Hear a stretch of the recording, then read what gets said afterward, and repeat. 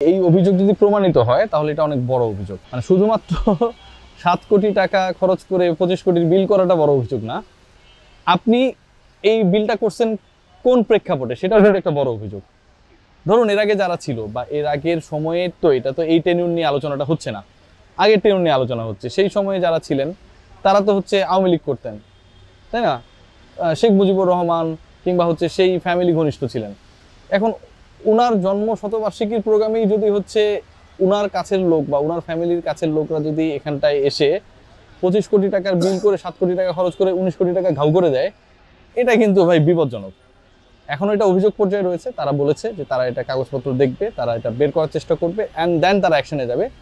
এটা প্রমাণিত হলে একরকম, প্রমাণিত না হলে আরেক রকম। তবে প্রমাণিত হলে আমার কাছে মনে হয় এটা খুবই বিব্রতকর বাংলাদেশ ক্রিকেট বোর্ডের জন্য। শুধুই কি আসলে বিব্রতকর? কারণ হচ্ছে যে দুর্নীতি যদি প্রমাণ হয় সেক্ষেত্রে আইসিসি থেকে কোনো রকম শাস্তি বা কোনো রকম নিষেধাজ্ঞা আসতে পারে কিনা?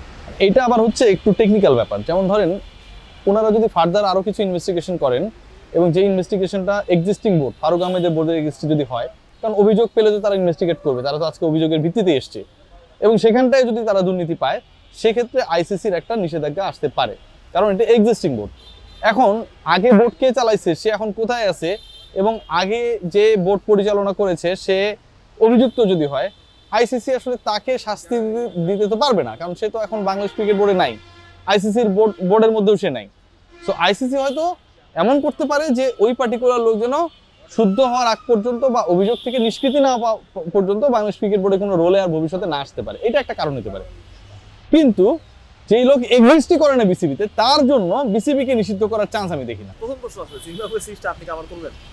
আমি বিট অফ কনফিউজড, বুঝছেন। ফার্স্ট ডে তো করবোই না, মানে প্রথম দিনে খেলা, এটা আমি আমার যত প্রায়োরিটি রয়েছে ক্রিকেট নিয়ে, আমার রিপোর্টিং নিয়ে, সব কিছু নিয়ে আমি যতটুকু হিসাব করে দেখেছি যে 20 তারিখে আমার আসলে কভার করা সম্ভব না, বুঝছেন। ওই যে বললাম যে প্রায়োরিটি লিস্টের ব্যাপারে। এবং দেখেন আমরা তো ছোট মানুষ, আপনি আমি ছোট সাংবাদিক, আমরা দিনে আনে দিনে খাই, তাই না? আমরা তো গরিব মানুষ। যারা বড় লোক, যাদের বড় বড় টেলিভিশন স্টেশন রয়েছে, তারাও খেলাটা দেখাতে চায় না। আপনার আমার তো কথা বাদ দিলাম, মনে করেন আমরা পেটে ভাতে চলি ভাই, কিন্তু যারা বড় বড় ব্রডকাস্টার তারাও এই জিম্বাবুয়ের বিপক্ষে বাংলাদেশে খেলা দেখাইতে চায় না। তারা যখন এরকম কনফিউজড হয়ে যায়, আপনার আমার মতো ছোট মানুষ, আমরা তো আসলে গভীর জলেই পড়বো।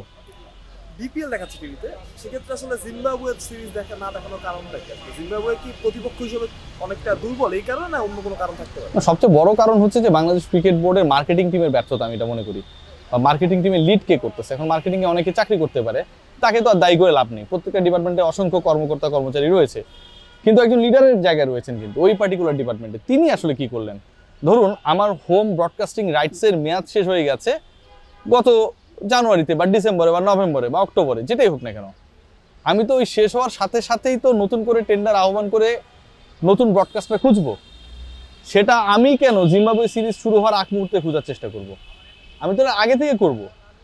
আপনার বাসা যখন ফিল্টারের ওই কার্টিজ শেষ হয়ে যায়, কিংবা আপনি যদি খেয়াল করেন যে ফিল্টারের যেটা দিয়ে আসলে ছাঁকুনি হয় সেটা যদি শেষ হয়ে যায়, রেড দাগ আসার আগে আপনি মোটামুটি প্রিপারেশন রাখেন ভাই, তাই না?